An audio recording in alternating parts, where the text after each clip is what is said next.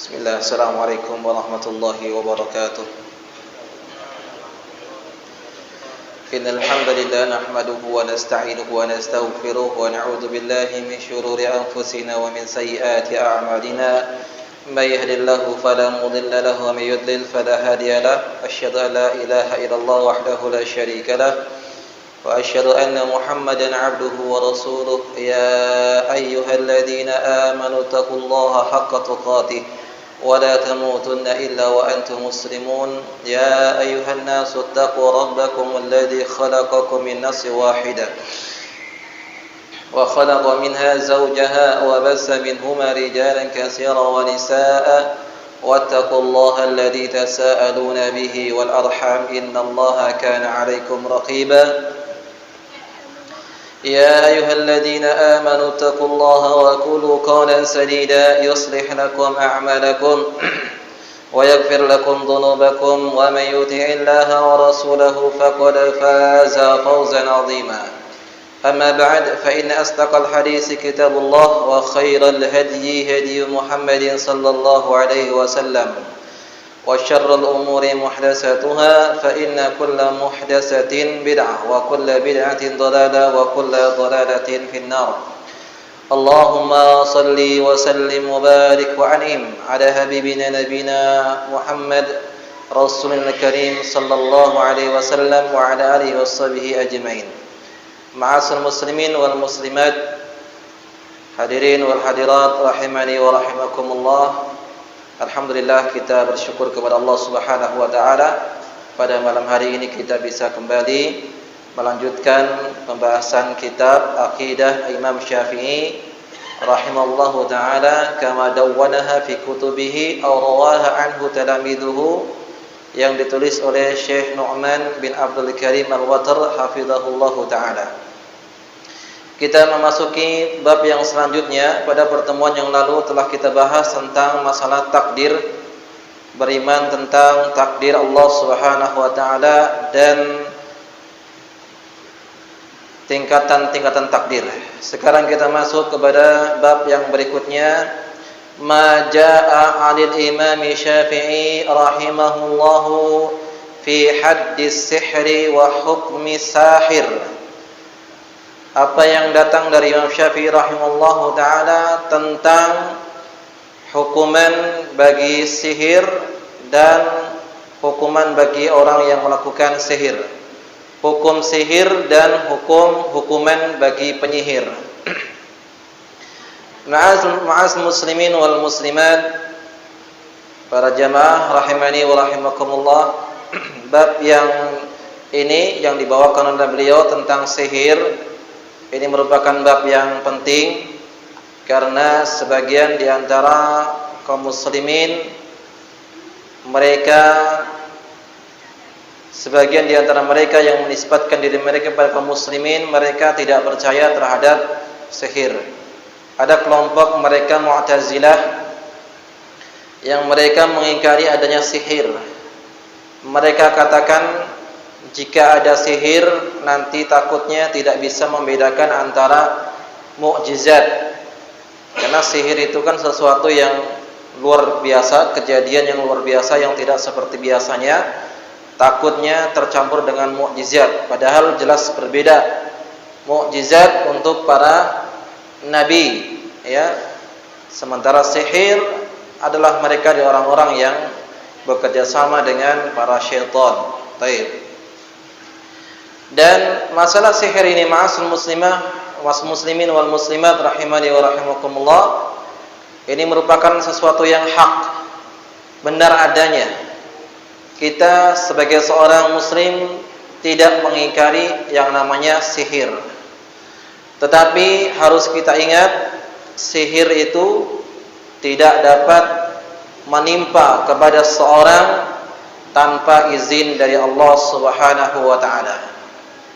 Terkadang sihir itu bisa membunuh. Terkadang sihir itu bisa membuat orang sakit. Terkadang sihir itu bisa membuat orang gila.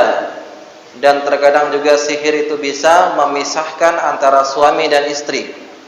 Kalau kita lihat di dalam surah Al-Baqarah, di dalam ayat yang ke-102 dari awal itu satu ayat itu pembahasan tentang masalah sihir.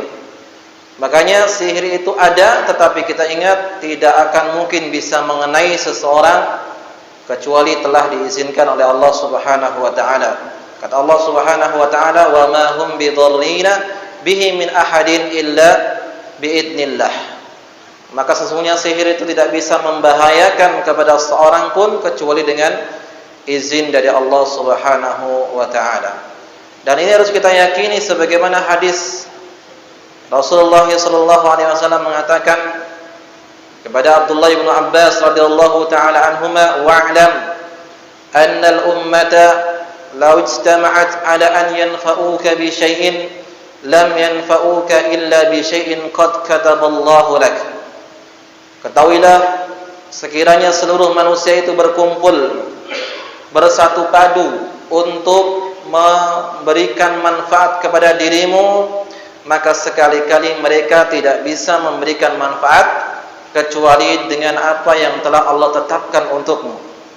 Wala in ijtama'u 'ala an yadurruka bi syai'in lam yadurruka illa bi syai'in qad kataballahu 'alaik. Jika mereka seluruh manusia bersatu padu untuk mencelakakanmu, membinasakanmu, mereka tidak akan mungkin bisa melakukannya kecuali dengan apa yang telah Allah takdirkan atas dirimu. Rufi'atil aqlam wa jaffatis suhuf. Pena-pena telah diangkat dan catatan takdir telah kering. Jadi ini kita harus ketahui dan kita yakini sihir itu ada, sihir itu hak, tapi kita ingat bahwasanya tidak mungkin bisa seorang kena sihir kecuali dengan izin Allah Subhanahu wa taala. Maka kita berlindung kepada Allah Subhanahu wa taala dari sihir tersebut sebagaimana terdapat dalam surat apa namanya yang ada pelindungan dari sihir. Anak SD tahu surat Al-Falaq. Surah Al-Falaq, wa min syarrin naffasati fil uqad, dan berlindung dari kejahatan, keburukan wanita-wanita, nenek-nenek tukang sihir. Nah, ini disebutkan wanita, memang zaman dahulu kebanyakan penyihir dari kalangan para wanita. Baik. Ini ayat menunjukkan bahwasanya sihir itu ada. Seandainya tidak ada sihir, maka tentulah ayat tersebut tidak disebutkan oleh Allah Subhanahu wa taala. Nabi sallallahu alaihi wasallam berlindung, wa min syarrin naffasati fil uqad. Bahkan juga Nabi sallallahu alaihi wasallam pernah disihir. Disihir oleh salah seorang Yahudi, baik. Dan hukum sihir sendiri, kalau pendapat daripada Imam Malik, Imam Ahmad, bahwasanya Imam Abu Hanifah, demikian pula sihir adalah termasuk kekufuran, kufur akbar, dapat mengeluarkan seorang dari Islam, karena kembali kepada pengertian daripada sihir itu sendiri adalah jambi-jambi, jambi-jambi yang itu meminta pertolongan kepada jin atau syaitan, yang terkadang kalimat-kalimatnya itu mengandung kekufuran. Makanya Imam Malik, Imam Abu Hanifah, dan demikian pula Imam Ahmad bin Hanbal rahimahullahu taala, mereka mengatakan bahwasanya sihir itu adalah hukumnya kufur akbar, dapat mengeluarkan seorang dari Islam tanpa diperinci. Tetapi untuk Al-Imam Syafi'i rahimahullahu taala memiliki penjelasan tersendiri. Beliau lebih untuk memperinci hukum sihir.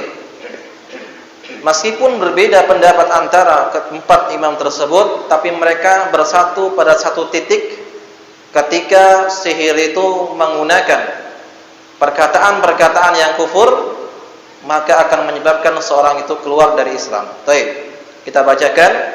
Qala al-Imam Syafi'i rahimahullahu, Al-Imam Syafi'i rahimahullahu ta'ala berkata, was-sihru, sihir itu adalah ismun jami'un lima'ani mukhtalifah, sebuah nama yang mengandung makna-makna yang berbeda-beda. Fayuqalu lisahir, maka dikatakan kepada seorang penyihir, sif sihral ladzi tasharu bihi. Ya, tolong jelaskan kepada saya sihir yang kau gunakan. Jadi Imam Syafi'i rahimahullah taala memperinci. Ya, tidak semua sihir itu dapat mengeluarkan seorang itu dari Islam. Disebutkan di sini sif sihral ladzi tasharu bihi. Tolong jelaskan kepada saya sihir yang kau gunakan itu. Fa in kana ma yasharu bihi kalamun kufrun, jika seandainya yang digunakan untuk menyihir adalah ucapan yang kufrun sharih, ya kekufuran yang jelas yang nyata, ustutiba minhu, maka dia diminta untuk taubat. Ini yang pertama. Fa in taba wa illa qutila. Kalau dia bertobat alhamdulillah, dan kalau tidak maka qutila. Apa itu? Dibunuh. Ini sebagaimana juga riwayat yang datang kepada kita di dalam kitab-kitab para ulama, kitab Al-Kabair juga jelaskan bahwasanya haddus sahir darbatun bisayf. Hukuman bagi penyihir adalah dipukul lehernya dengan pedang. Ya, dipukul artinya apa? Dipenggal kepalanya. Tentunya ini bukan kita sembarangan orang, ya. Tentunya ini yang melakukan adalah seorang penguasa yang menerapkan hukum tersebut. Kalau kita nanti pulang-pulang datang ke orang penyihir, ditarik keluar langsung dipenggal, oh ini kesalahan besar, ya. Bukan. Ini khusus penguasa yang bertindak. Jadi kalau kalam atau ucapannya jelas kekufuran yang nyata, maka diminta bertaubat. Kalau tidak mau bertaubat maka dibunuh. Wa akhadha malahu fai'an, dan wa ukhidha maluhu fai'an, dan harta penyihir tersebut diambil oleh penguasa sebagai harta rampasan, sebagai harta rampasan perang, ya.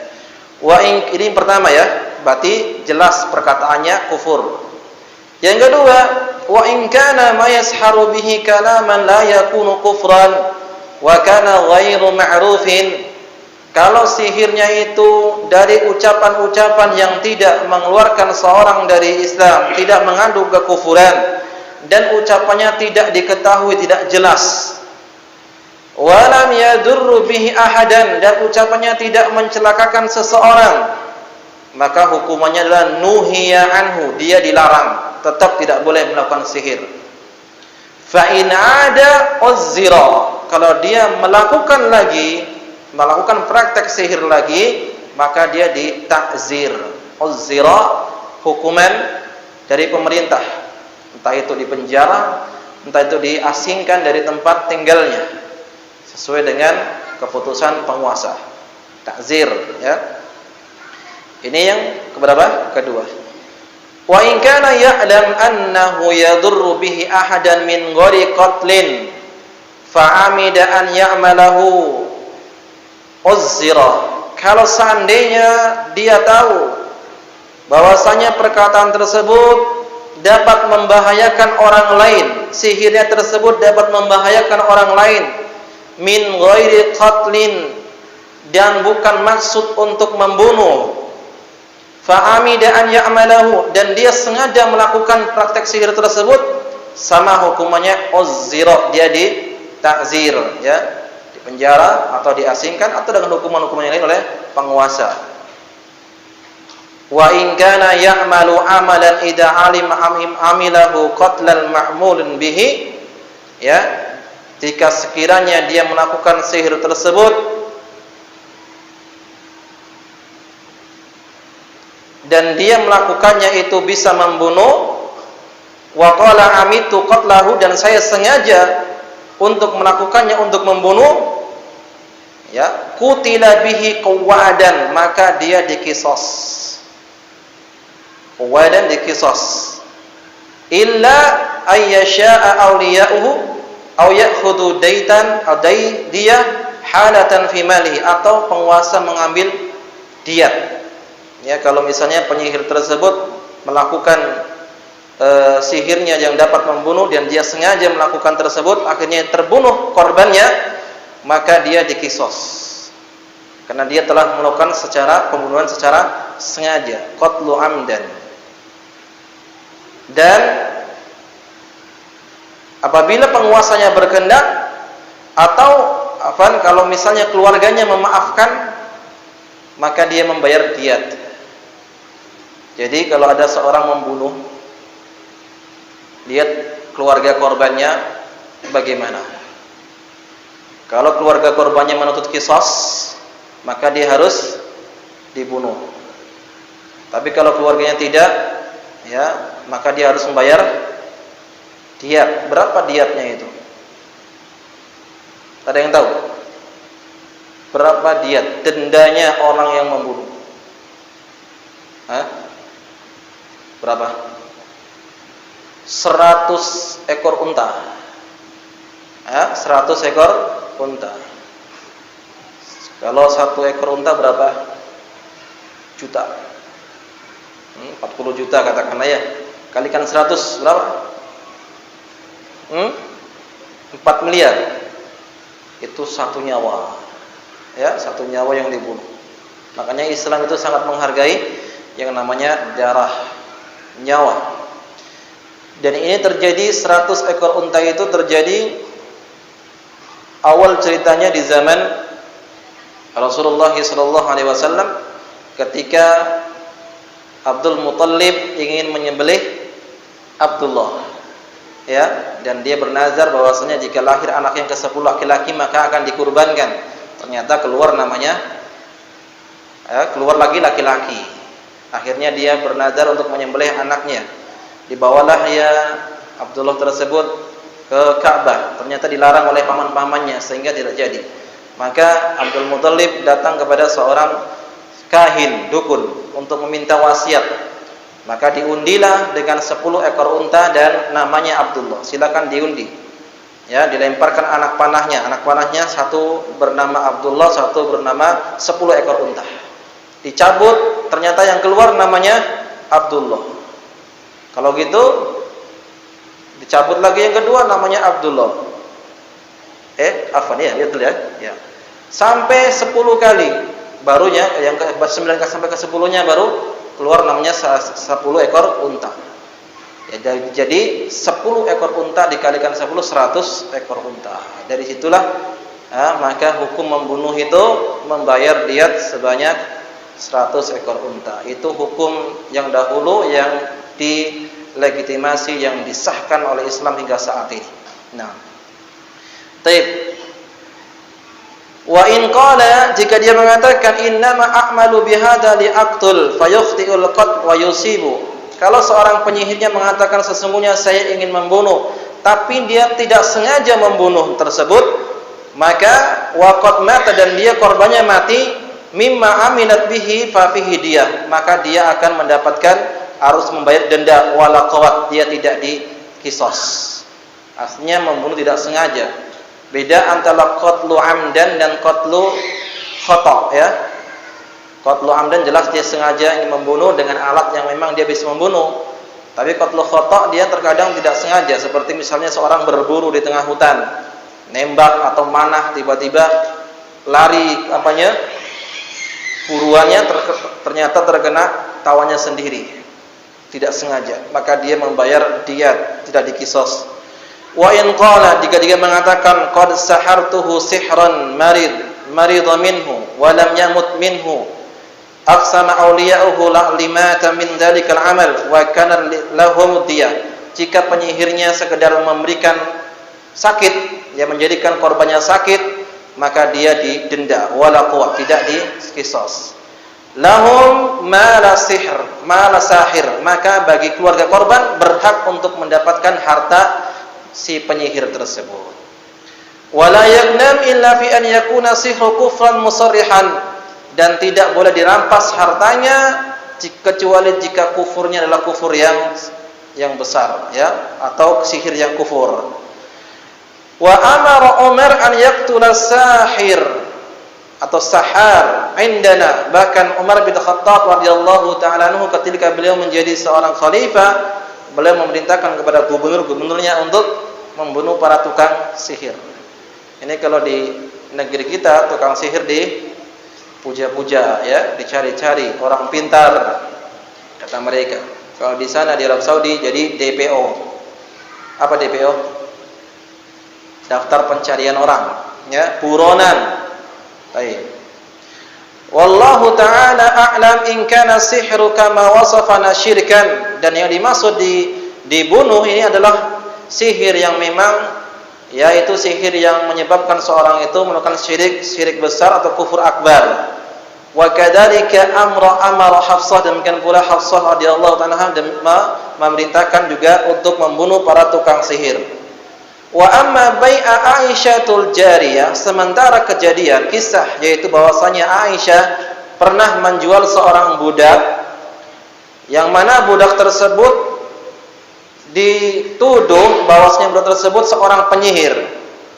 Maka walam ta'mur biqatliha, kenapa Aisyah tidak menyuruh untuk membunuhnya? Fayushbihu an takuna lam ta'rif masihru faba'atha, mungkin bisa jadi Aisyah tatkala memiliki budak tersebut tidak tahu bahwasanya dia itu adalah tukang sihir. Li'anna laha bai'aha indana wa illam tasharha. Walau aqarrat inda Aisyah anna sihra syirkun ma tarakat qatlaha. Jika seandainya dia tahu Aisyah bahwasanya yang dijual itu seorang budaknya adalah tukang sihir, tentu dia tidak akan dibiarkan, pasti dia akan dibunuh. Illam tatub, jika dia tidak mau bertaubat, au dafa'atha ilal imam, atau diserahkan kepada penguasa, liyaqtulaha insya'a, dan untuk dibunuh jika dia mau. Wa hadisu Aisyah an Nabi sallallahu alaihi wasallam ala ahadin hadil ma'ani indana, dan hadis-hadis ini yang datang menceritakan tentang Aisyah itu hadisnya banyak. Baik.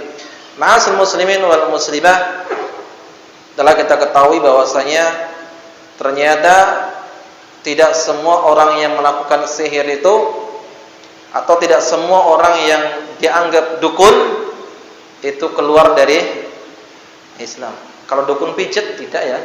Dukun urut misalnya, patah tulang, dia memang belajar. Dia belajar sendi-sendinya segala macam, kan sebenarnya dukun juga kan? Dukun pijat namanya. Dia tahu sendi-sendinya, tukang urut. Enggak ada pernah buat kesyirikan, tidak pernah pakai jambi-jambi. Yang ini namanya bukan, ya, tidak dukun yang tidak mengeluarkan seorang dari Islam. Tapi yang dukun sihir yang sejati, penyihir sejati, dukun sejati yang dia belajar meminta bantuan kepada jin dan perkataan-perkataan yang kufur, jelas ini mengeluarkan dari Islam, ya. Baik. Namun yang paling penting ma'asal muslimin rahimani wa rahimakumullah dari apa yang dibawakan oleh Imam Syafi'i adalah bagaimana kita membentengi diri kita dari sihir dan tukang sihir. Ya, kita tidak boleh meremehkan dan kita meyakini adanya sihir, tetapi kita juga tidak boleh berlebihan ketakutan, dan kita juga tidak boleh meremehkan adanya sihir tersebut. Dan di antara kiat supaya kita terbentengi dari sihir dan tukang sihir adalah dengan kita menjadi hamba-hamba yang bertauhid kepada Allah. Ya, tauhid. Gantungkanlah harapan kita hanya kepada Allah. Keselamatan, kesusahan, ya, kecelakaan itu di tangan Allah Subhanahu wa taala. Maka orang-orang yang bertauhid, syaitan tidak bisa menggoda dan mengganggu dan yang menyakitinya, sebagaimana Allah Subhanahu wa taala mengatakan di dalam surah An-Nahl ayat ke-98 sampai 99, innahu laisa lahu sultanu 'alal ladzina amanu wa 'ala rabbihim yatawakkalun. Sesungguhnya syaitan tidak bisa mengganggu kepada orang-orang yang beriman dan hanya kepada Allah mereka bertawakal. Ya. Innama sultanuhu 'alal ladzina yatawallawnahu wal ladzina hum bihi musyrikun. Sesungguhnya setan itu hanya bisa mengganggu kepada orang-orang yang berloyalitas kepada mereka.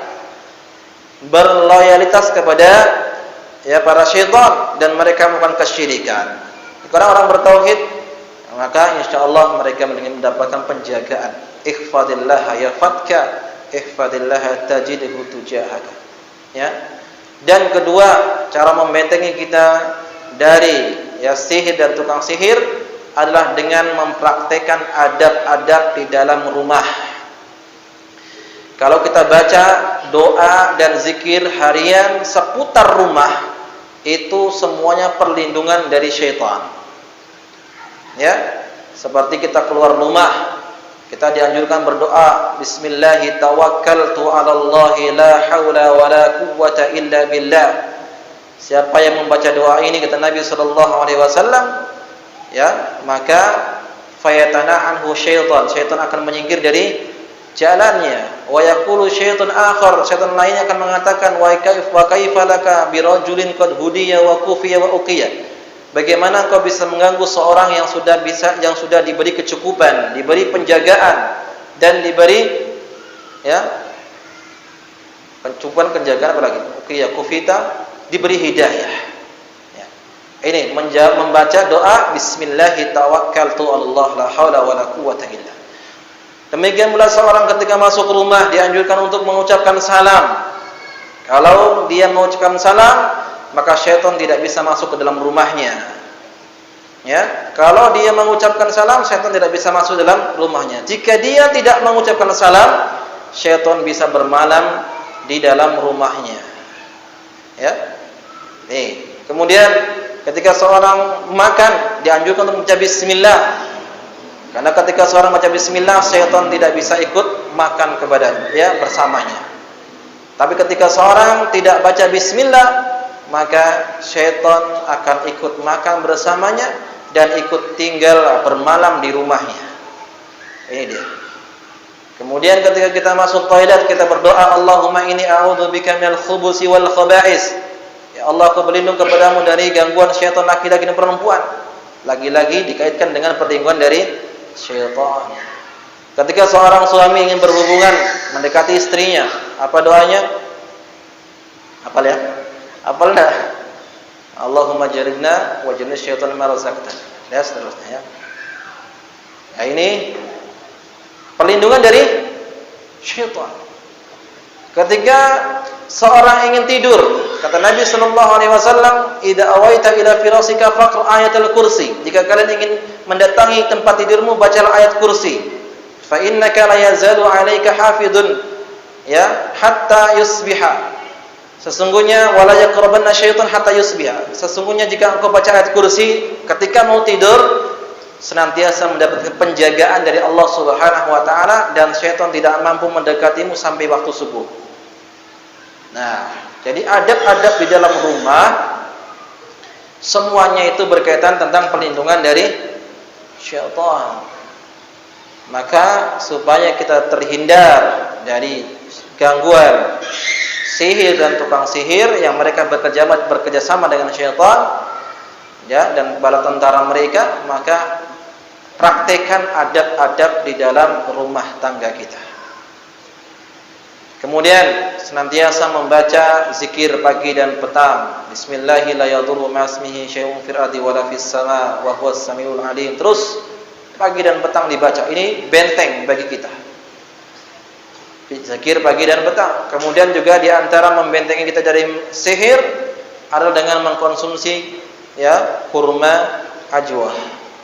Kata Nabi SAW, "Man tasabbaha bi sab'i tamaratin ajwa la yadurruhum summun wala sihrun." Maka barang siapa yang mengkonsumsi kurma ajwa, pada hari itu tidak akan bisa membahayakan baginya sihir juga racun. Ya, sebagian ulama mengatakan yang penting kurma. Terserah 7, pagi 7 dan seterusnya. Ya.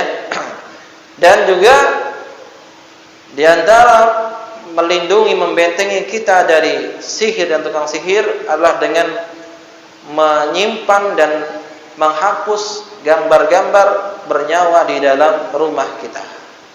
Ya, patung-patung atau gambar-gambar yang bernyawa yang di dalam rumah, di kamar, di ruang tamu, pokoknya dalam rumah kita itu disimpan atau dimusnahkan. Kenapa? Karena Nabi SAW menyebutkan dalam hadisnya, fa innal malaikata, ya, la yadkhulu baitan fihi suratun wala kalbun. Sesungguhnya malaikat rahmat tidak akan masuk ke rumah yang di dalamnya ada gambar dan di dalamnya juga ada anjing, ya, sebagian mengatakan patung. Itu dia. Maka hati-hati jaga rumah tangga kita dari sihir dan tukang sihir. Karena di antara misi-misi tukang sihir juga mereka memisahkan antara suami dan istri. Jadi ada sihir tafriq namanya, memisahkan suami istri. Ada sihir majnun, menjadikan orang gila. Ada sihir marad, menjadikan orang sakit. Ada sihir qatl, menjadikan orang mati, dibunuh. Tapi ingat, semua dengan izin Allah Subhanahu wa taala. Tetap kita memohon perlindungan kepada Allah. Baca doa tadi, baca juga doa surat-surat perlindungan. Ya, qul a'udzu bil falaq dan qul a'udzu bin nas senantiasa pagi dan sore hari. Ya, baik. Nah, ini tentang sihir. Yang selanjutnya, bab yang selanjutnya, qala al-muallif rahimallahu taala ma jaa fil Imam Syafi'i bab ma jaa fi al-Imam Syafi'i rahimallahu taala fi man yadda'i annahu yaral jinnah. Bab perkataan Imam Syafi'i, barang siapa yang mengaku-ngaku dia mampu melihat jin. Kalau di negeri kita banyak, jangankan jin, katanya malaikat saja bisa dilihat sama dia. Malaikat disuruh-suruh sama dia. Malaikat mau dikejar-kejar sama dia. Itu di negeri kita, luar biasa ya. Ini ngakunya mazhabnya Syafi'i. Lihat perkataan Imam Syafi'i. An Harmalah bin Yahya, dari Harmalah bin Yahya qala, dia mengatakan sami'tu Syafi'i yaqul, aku mendengar Imam Syafi'i berkata, man za'ama min ahlil adalati annahu yaral jinna atalna syahadatahu. Siapa saja yang dari kalangan ahlul adalah orang muslim yang dia mengaku-ngaku dapat melihat jin dalam bentuk aslinya, yang kita tambahin dalam bentuk aslinya, atalna syahadatahu, maka kita batalkan syahadatnya. Perkataan siapa ini? Imam Syafi'i rahimahullahu taala. Man za'ama min ahli al-adalati annahu yaral jinna atalna syahadatahu. Siapa yang mengaku-ngaku mampu melihat jin dalam bentuk nyata, maka kami batalkan syahadatnya. Kenapa? Liqaulihi ta'ala, karena Allah berfirman dalam surat Al-A'raf ayat yang ke-27, innahu yarakum huwa wa qabiluhu min haitsu la tarawnahum. Sesungguhnya iblis mengetahui kalian, iblis dan bala tentaranya dapat melihat kalian di tempat yang kalian tidak melihat mereka. Ya, jelas sekali ayatnya. Syaitan, jin, ya, karena iblis itu bagian dari jin, ya. Mungkin ada yang bertanya, apa bedanya jin, hantu, syaitan, iblis, gitu ya. Semua itu bangsa dari bangsa jin. Ya. Semua itu dari bangsa jin. Baik. Mana dalilnya bahwasanya iblis itu bangsa jin? Surah Al-Kahfi. Allah Subhanahu wa taala katakan, wa id qulna lil malaikati isjudu li adama fasajadu illa iblis kana minal jin fafasaqa amri rabbih. Dan apabila ketika kami katakan kepada malaikat, bersujudlah kalian kepada Adam, fasajadu, mereka bersujud, illa iblis, kecuali iblis, kana minal jin, dan iblis itu bagian dari jin, ya. Maka manusia itu punya bapak, bapaknya adalah Adam, dan jin punya bapak, bapaknya adalah iblis. Berarti mbahnya jin adalah iblis. Maka iblis bangsa dari bangsa jin. Baik. Ya, kita sebutkan ini perkataan Syafi'i tadi, bahwasanya siapa yang ngaku-ngaku dapat melihat ya jin dalam bentuk nyata, maka kami batalkan syahadatnya. Karena Allah Subhanahu wa taala katakan, innahu yarakum huwa wa qabiluhu min haitsu la tarawnahum. Sesungguhnya jin, ya, mereka dapat melihat kalian dan dia beserta bala tentaranya, kabilah-kabilahnya, ya, dari arah yang tidak kalian lihat. Di sini juga ayat ini dapat kita ambil faidah bahwasanya jin itu mereka punya keturunan, ya, punya kabilah, dan di bangsa jin itu ada yang baik, ada yang buruk. Jin ada yang soleh, ada yang tidak. Jin ada yang Islam, ada juga yang kafir. Mana buktinya? Dalam surat jin, ya. Allah Subhanahu wa taala sebutkan surat jin, wa inna minnas salihuna wa minna duna dzalik. Di antara kita ada yang saleh dan ada yang tidak. Ya. Wa inna minal muslimina wa minnal minal qasitun. Di antara kita ada yang menjadi muslim dan di antara kita yang tidak. Nah, jin ada yang muslim, ada yang kafir. Ya, ada yang saleh, ada yang tidak. Mungkin ada yang salafi dan juga ada yang pelaku bid'ah juga, ya. Sama seperti manusia, berkelompok-kelompok, berbeda-beda, ada yang baik, ada yang buruk. Mereka diciptakan oleh Allah Subhanahu wa taala, satu tujuannya untuk beribadah kepada Allah Subhanahu wa taala. Wa ma khalaqtul jinna wal insa illa liya'budun. Tidaklah Kau ciptakan jin dan manusia melainkan agar mereka semuanya itu beribadah kepada Allah Subhanahu wa taala. Dan bab ini sangat penting sekali. Ya, pentingnya pembahasan ini, masalah ini adalah masalah termasuk agen daripada akidah kita, Ahlus Sunnah wal Jamaah, beriman terhadap sesuatu yang gaib. Ya, beriman pada sesuatu yang gaib. Bahkan ayat pertama setelah surah Al-Fatihah, Alif Lam Mim, dzalikal kitabu la raiba fi hudal lil muttaqin alladzina yu'minuna bil ghaibi. Yang beriman terhadap yang gaib, termasuknya jin. Ya.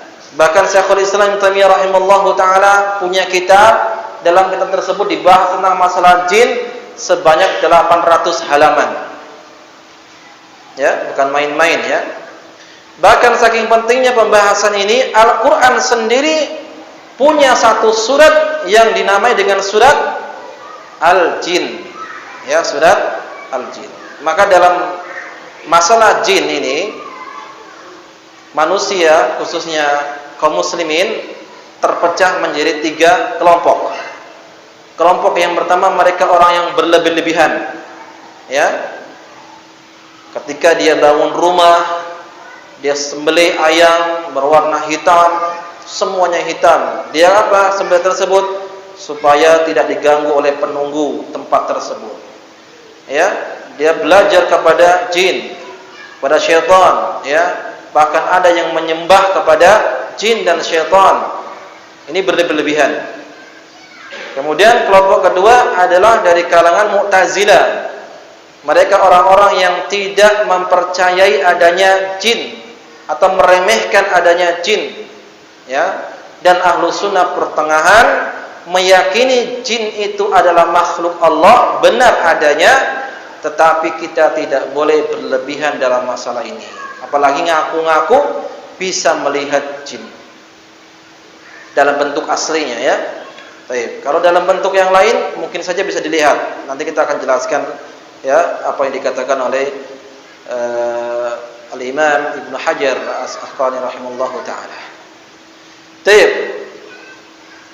Kemudian qala Al-Hafidz Ibnu Hajar rahimahullahu taala, Al-Imam Ibnu Hajar rahimahullahu taala mengatakan, wa hadha mahmulun ala man yad'i ru'yatahum ala suwarihim allati khuliqu 'alaiha. Perkataan Imam Syafi'i tersebut dapat dibawa kepada siapa saja yang mengaku, ya, mengaku dapat melihat jin, ya, ala suratihim, dalam bentuk aslinya. Jadi siapa yang mengaku-ngaku dapat melihat jin dalam bentuk aslinya, maka dia bisa batal syahadatnya, kecuali nabi. Ya, nabi, para nabi dapat melihat jin. Dalilnya dalam surah Al-Jin. Kata Allah Subhanahu wa taala, "Alimul ghaibi wasyahadah." Dialah Allah Subhanahu wa taala yang mengetahui yang gaib, yang tidak nampak, dan mengetahui yang nampak. Fala yudhiru ala ghaibi ahada, dan tidak memberikan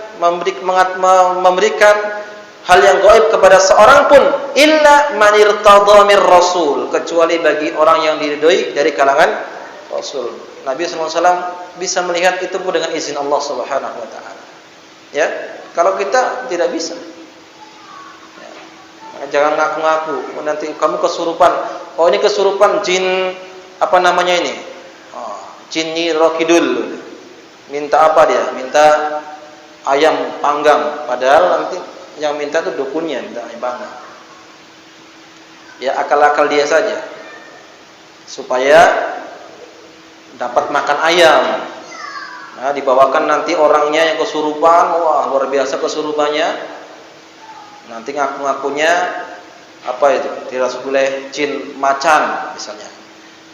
Nanti biar dia sembuh atau biar yang macan yang ini keluarganya sehat, potongkan ayam sekian.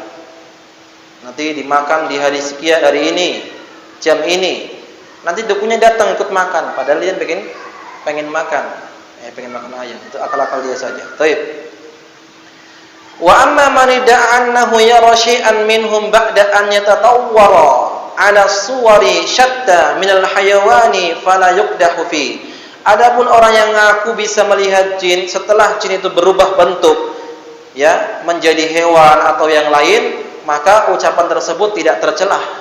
Kenapa? Karena ada sahabat Nabi yang melihat jin dalam bentuk seperti hewan, seperti anjing.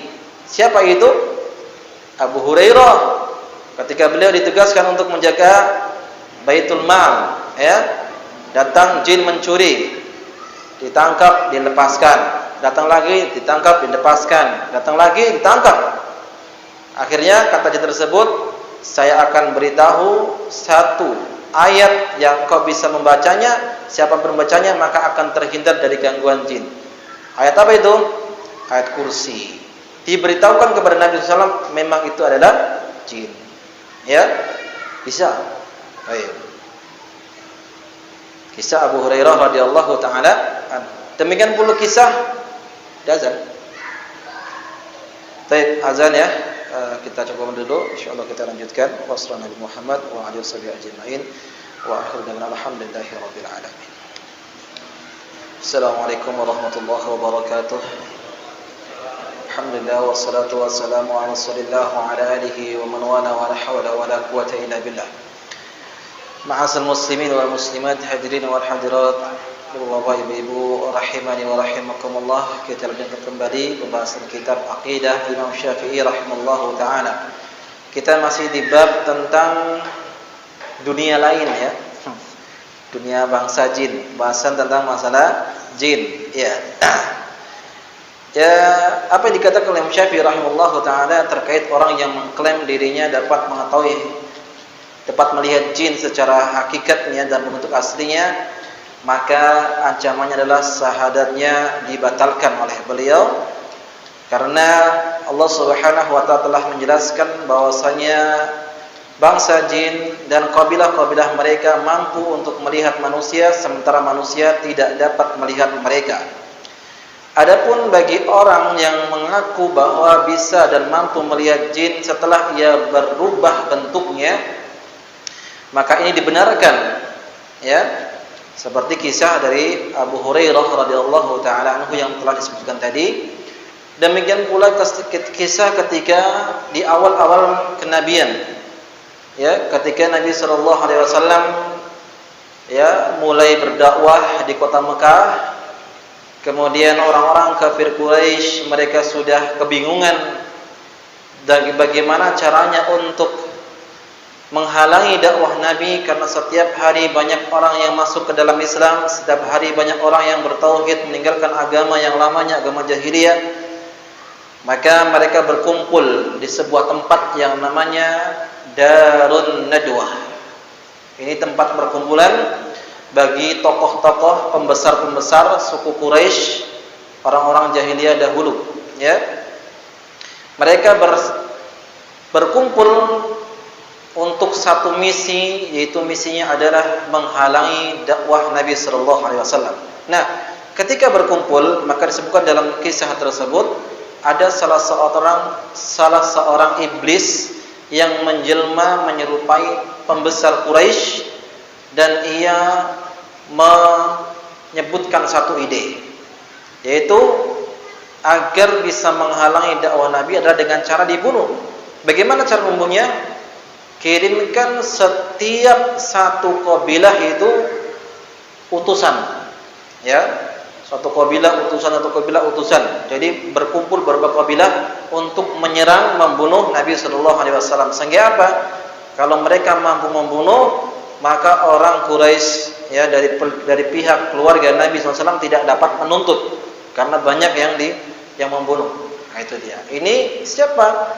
Salah satunya adalah iblis yang menjelma, berubah menjadi manusia yang mereka berkumpul dengan tokoh-tokoh orang-orang Quraisy, kaum musyrikin di waktu itu. Baik.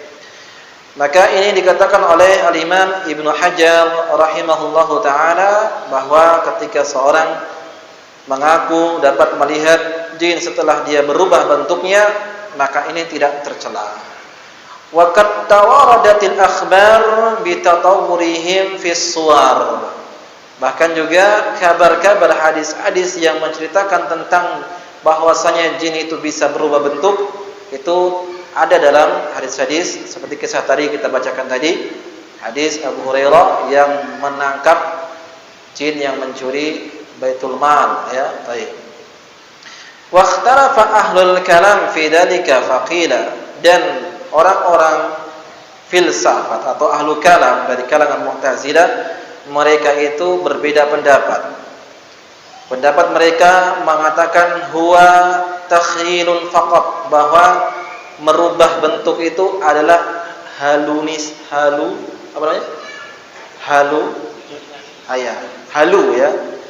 halusinasi,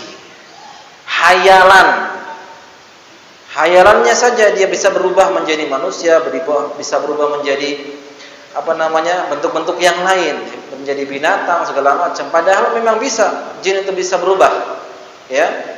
Bahkan ada salah seorang sahabat yang mati, ya, ketika membunuh ular, dan ternyata ular itu adalah dari bangsa jin. Makanya ketika kita ada ular di dalam rumah, jangan langsung dibunuh, diusir dulu. Diusir, ya, baca doa perlindungan. Kalau tidak mau keluar juga baru dibunuh. Kenapa? Jangan-jangan dia itu adalah jin. Kemudian wala yataraqalu ahadun an suratihi al-asliyah, maka tidak ada yang bisa berubah dari bangsa jin itu dari bentuk aslinya. Ini kata mereka. Wa qila, sebagian lagi mengatakan bal yataraqaluna lakin la biktidarihim ala dalika bal bidarbin minal fi'li idza fa'alahu intaqala kasihr. Yaitu pendapat kedua, mereka bisa berubah tapi bukan karena kemampuannya, tapi itu karena bantuan dari jampi-jampi dari tukang sihir. Jadi ketika tukang sihir menjampi-jampi baru bisa berubah bentuknya. Adapun kalau tidak, maka tidak berubah. Baik. Wa hadza yarji'u ila al-awwal, maka yang pendapat ini adalah pendapat yang pertama tadi. Wa fihi asarun an Umar, asar dari Umar bin Khattab radhiyallahu ta'ala anhu, akhrajahu Ibnu Abi Syaibah dengan sanad yang sahih, bahwasanya annal ghilan itu jamak dari ghul atau ghulun, ya. Apa itu ghul atau ghaul? Itu syaitan yang suka menampakkan diri, ya. Kadang menampakkan diri tengah jalan, ya. Kadang menampakkan diri di tempat-tempat tertentu. Itu namanya ghaul atau ghul, jamaknya ghilan. Mungkin kalau bahasa kita apa ya? Pocong gitu ya, genderuwo. Pokoknya jin yang terkadang suka mengganggu. Ini disebut dengan ghul. Dalam riwayat tersebut dari Umar bin Khattab yang dikeluarkan oleh Imam Ibnu Syaibah dengan sanad yang sahih, bahwasanya setan yang suka menampakkan diri itu, zakaru inda Umar, disebutkan, ya, di sisi Umar bin Khattab, faqal, yang mengatakan inna ahadan la yastati' an yatahawwalu an suratihi allati khalaqa Allahu 'alaiha. Kata beliau bahwasanya sesungguhnya para jin tersebut atau setan tersebut tidak bisa merubah dalam bentuk aslinya sebagaimana Allah ciptakan. Ini terlagi perbedaan para pendapat, tetapi yang benar adalah bahwasanya yang sahih, yang rajih bahwa jin itu bisa merubah bentuknya, ya. Walakinnahum sahratun kasahritikum, bahwasanya itu adalah sebuah sihir sebagaimana sihir-sihir di antara mereka. Fa idza ra'aitum dzalika fa'adzinu, kalau engkau melihat jin yang bisa menampakkan dirinya, maka fa'adzinu. Apa fa'adzinu? Kalau salah mengartikan salah nih. Fa'adzinu, kumandangkanlah adzan, gitu ya. Tidak, yang benar adalah fa'alimu, ajarkan dia, fa'alimu an yakhruju, ajarkan dia untuk pergi, diusir. Fa'adzinu, maksudnya seperti itu ya, bukan mengundangkan azan. Baik. Ini kalau ada sesuatu jin yang menampakkan diri. Jadi jangan takut lagi kalau kita sudah belajar ini ya. Justru mereka itu melakukan kesalahan karena mereka menampakkan diri mengganggu manusia. Tugas mereka bukan mengganggu manusia, tugas mereka adalah beribadah kepada Allah Subhanahu wa taala. Jadi enggak boleh kita takut dengan ya jin dan yang seperti itu, yang hantu-hantu yang sering terkenal di Indonesia, hantunya kan itu ya. Pocong, genderuwo, apalagi? Kuntilanak. Yaitu termasuk bangsa jin. Itu disebut ghul, yang suka menampakkan diri. Nah, ini bab tentang jin tadi ya. Maka kita dapat simpulkan bahwasanya jin itu hakikatnya ada, dan jin bisa berubah bentuk, dan kita tidak boleh terlalu berlebihan dan tidak boleh menyepelekan. Ya, kita beriman adanya jin dan kita tidak boleh belajar kepada mereka, menjadikan mereka sebagai sesembahan, ya, dan seterusnya. Baik. Ada pembahasan yang selanjutnya adalah tentang ruqyah dan syarat-syaratnya.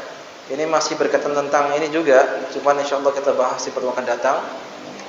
Jadi pembahasan malam ini ada dua, yaitu tentang sihir dan juga tentang jin, masih ada kaitan antara sihir dan jin tadi ya. Baik. Demikian yang bisa saya sampaikan. Mungkin jika ada pertanyaan boleh tanyakan kalau yang belum paham masalah ini. Iya.